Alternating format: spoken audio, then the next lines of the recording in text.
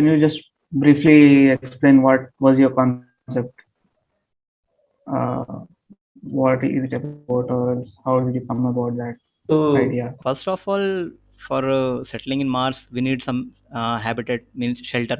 The most important thing is shelter, where we set up our labs and everything else. So Samadip have done very really good work for these things. Means he selected Rios Valley's place in Mars for our habitat. You can say it's good for human life. Means it's near to the polar ice caps, so we can transfer water from that ice water sources to that shelter. And second thing is water generation. So we make our habitat like a dome like structure, means a glass dome like structure, in which we can modulate our atmosphere, like by controlling the composition of air, like how much nitrogen, how much oxygen we can put in. And for the oxygen generation, we have basically doing some electrolysis of molten metal oxides. Means you can say Mars is full of iron oxides. There is a lot of iron oxides. So we have choose that idea. Means we melt the iron metal oxide, then use some iridium electrode, and we can produce a lot of oxygen. And the second method for oxygen generation is, you can say, there is a artificial leaf.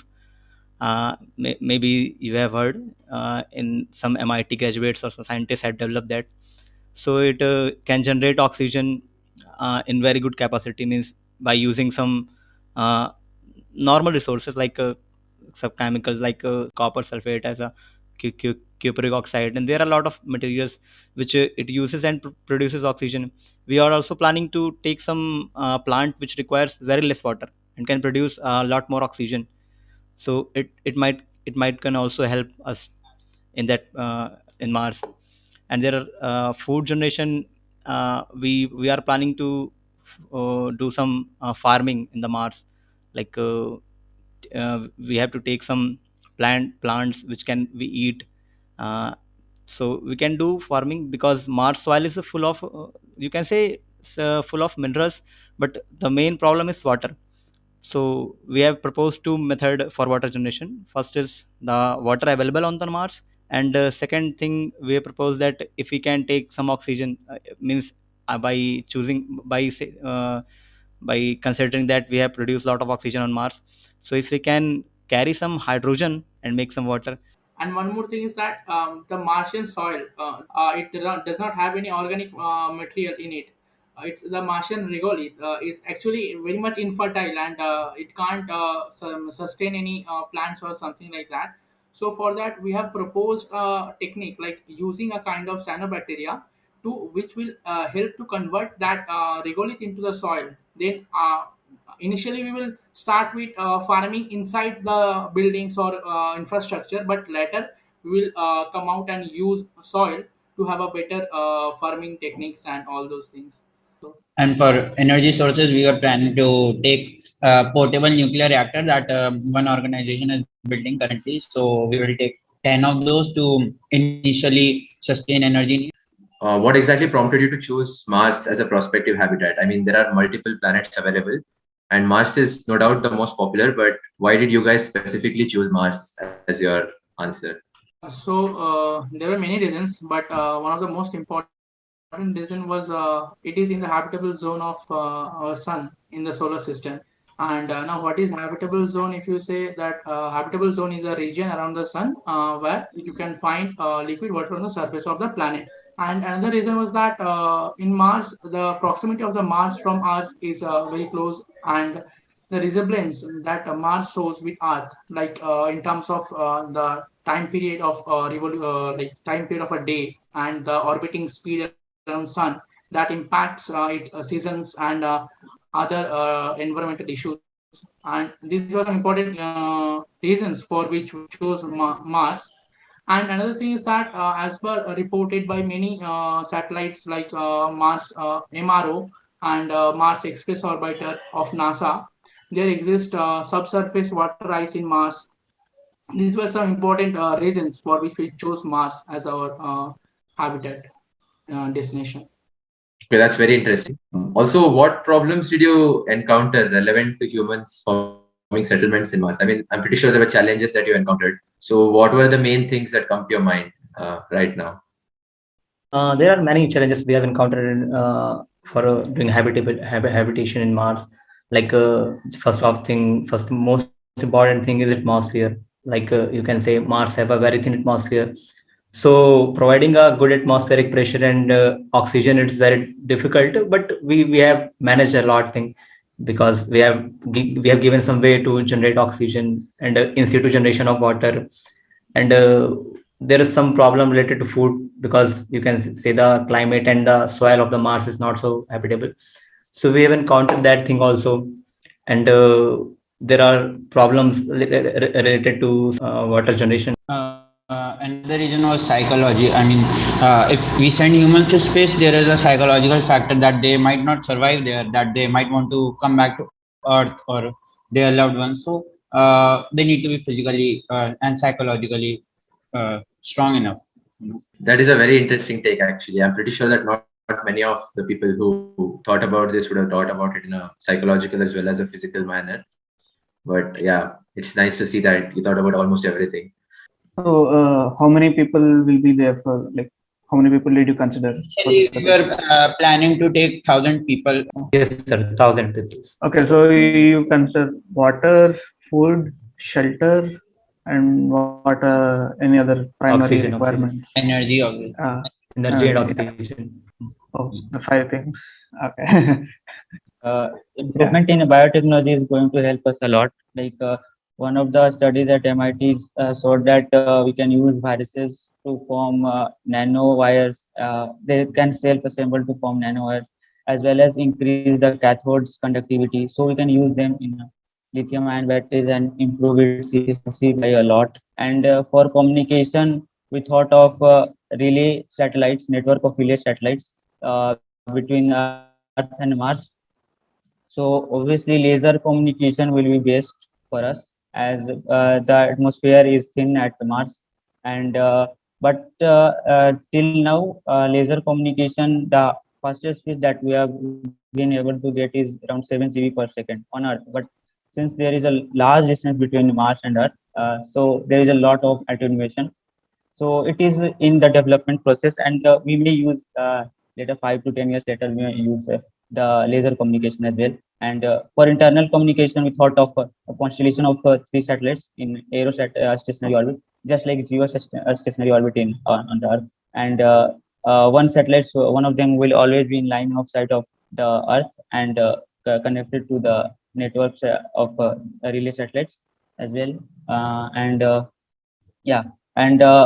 we can use for protocol, we thought of delay networking protocol, in which it is useful for delay the networks which have like frequent distortions, and so we can use it for whenever the data we can't establish connection frequently. So we can transfer it transfers data whenever we got a connection, and it is kind of intelligent system, intelligent protocol.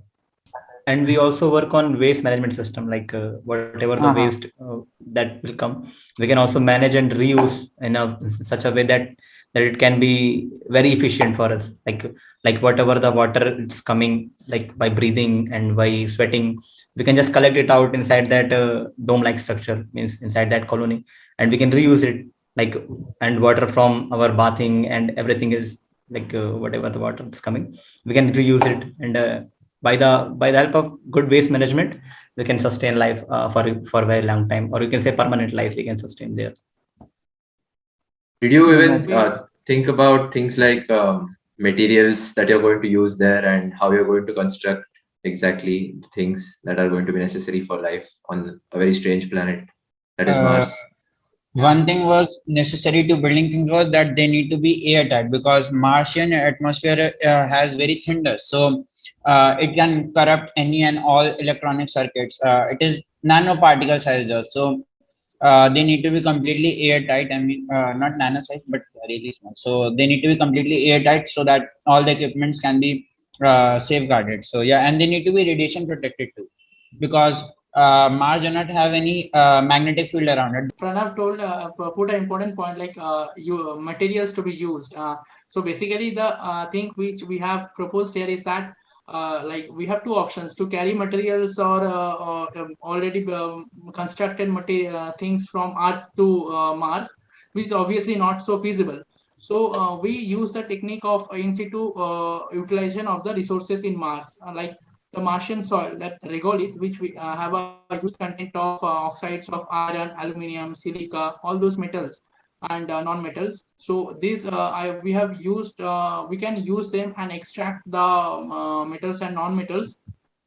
Then we can utilize them like to in constructions like steel-based constructions. And one more thing is that the Martian regolith have a huge content of basalt, so we can by extrusion and heating we can convert that basalt into a material called stone wool, which we are proposed to use over the like our shelter over as a roof, which will give like 1 meter or 1.5 meter thick roof, which will give us protection from the micrometeoroids which is hitting us shelter, and protect us from the radiations like cosmic rays and solar rays, all those things.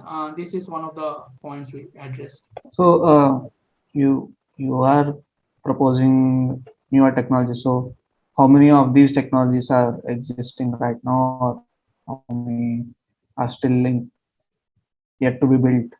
Yeah. Like we have not proposed new technologies. We have the 90% of our work was like to use the existing technology, but the technique which we used should be like it makes the existing technology to be feasible to address our problems. That's the thing which we have taken into account mainly in this proposal. Like we have not given any fixed technologies which is not yet developed. All the technologies we have proposed are already developed and well established, but the way they are used is different. Okay. So that Like, makes like little more feasible, increases the feasibility of our proposal, which I think. Yes. So And one more thing, like that psychology point, we have give a plan like our the place which where we are proposing for giving the habitat is river valleys in Mars. So based on its morphology of the landforms, we have proposed like where to set up which things, like a proper plan of the infrastructure of the habitat which are going to propose it, so that the plan is well organized in a manner and more feasible, which includes like production units. We have considered waste management, water management, and transport systems. And yeah, we have to protect us from the radiations part. We have used the idea of underground utility corridor for transportation of goods or public, etc.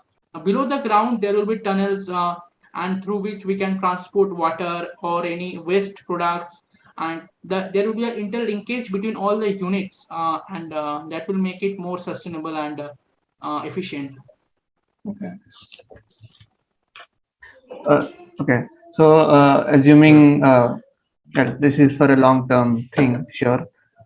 General saying, whenever a human is involved, human is the most complicated part of the system. So, uh, well, so what if there are any diseases? So you don't have like close medication anywhere, or else you don't have hospitals nearby. So any ideas on that? What if there is a medical emergency of any kind? Yeah, for that we have like addressed in a way that we have planned to take a population of 1,000 people initially to start it, so that 1,000 people who will be involved, who will be the people who chosen in that 1,000 are mainly involves scientists and doctors and engineers, the crucial parts of the like the for a civilization or a population, anything. So these are human resources which can address these issues, and we are planning to like take some resources from Earth initially to address the issues of medications and all those things. Later, we can use the technique of Ayurveda. Like we have proposed the technique of farming, right? So with the help of that Ayurveda technique, we can address that medications initially. Later on, we can further upgrade and upgrade. Also, we will be taking many 3D printers with us. So we can build many basic of the we can build most of the basic instruments like syringes and all those medical equipments and hand tools. So these can be printed on Mars itself. So we will be taking filament and 3D printer with us. So most of the basic things can be built there and then only. Yeah, all of these are very extremely interesting ideas. So, especially the use of Ayurveda to treat the initial population, that was extremely interesting. The next question that I would like to ask is, since you have given all these ideas and you have explained the feasibility behind them, what do you think are the shortcomings that are involved in your proposals? As in, why hasn't what you have think already been done? So, what do you think is holding it back exactly? So there is a really good reason behind it, and it's related to psychology and economics. He has the same question that why haven't we reached already on the Mars? Because it was said in 1980s or 60s that we will be reaching there by 2000. So why haven't we already? So the reason is, let's say we have smartphones right now. Okay, so everybody has smartphone, but the smartphone technology is really old. There are lot of gadgets and smartphones much far better than the ones we are having in our hands, but still why don't we have them? Because nobody demands it. So if nobody demands it, nobody will sell it. People demand high quality camera only, so we will give them high quality camera only. Why would we give them many complex sensors and all that? So they don't need it, we won't give them. They will pay for camera, I will give camera. They don't want to go to Mars, why would I take them? Sorry.